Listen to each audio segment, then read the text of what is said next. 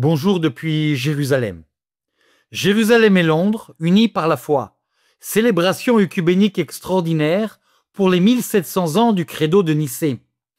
Le 20 mai 2025, exactement 1700 ans après le début du concile de Nicée en 325 après Jésus-Christ, les villes de Jérusalem et de Londres se sont connectées simultanément pour une célébration œcuménique. Un événement qui a rassemblé des chrétiens de diverses traditions, sous le signe de l'unité et de l'espérance, dans deux lieux symboliques, la cocathédrale du Trisanon de Jésus à Jérusalem et le Temple Church à Londres.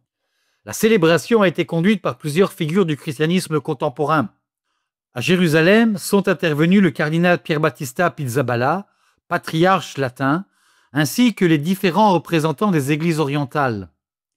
À Londres, l'événement a été ouvert par le cardinal Vincent Nicol, archevêque de Westminster, accompagné de représentants anglicans, orthodoxes et catholiques. La cérémonie a représenté non seulement un moment liturgique solennel, mais aussi un signe fort de fraternité dans une époque marquée par les divisions et les conflits, notamment en Terre Sainte. Au cœur de la liturgie, la récitation commune du credo de Nicée, prononcée en plusieurs langues, grec, latin, anglais et arabe, et même le vieux slave, a témoigné de l'universalité du message chrétien. Ce fut un moment hautement symbolique, ce même credo, formulé au IVe siècle, pour affirmer la foi commune au Père, au Fils et au Saint-Esprit, continue aujourd'hui d'unir des millions de croyants à travers le monde.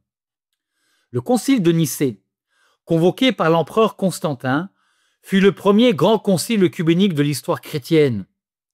De cette rencontre entre évêques de tout l'Empire naquit une profession de foi commune, destinée à contrer les divisions théologiques de l'époque. Aujourd'hui, 17 siècles plus tard, ce credo reste une base solide de la communion entre les églises, malgré les différences liturgiques et doctrinales. L'événement a également voulu attirer l'attention sur la situation difficile des chrétiens du Moyen-Orient, qualifiés de pierres vivantes, à soutenir par la prière et par des gestes concrets de solidarité. Dans un monde en quête de repères, la célébration simultanée entre Londres et Jérusalem a montré que la foi peut encore unir, franchissant frontières et langues, pour construire des ponts de paix et de fraternité.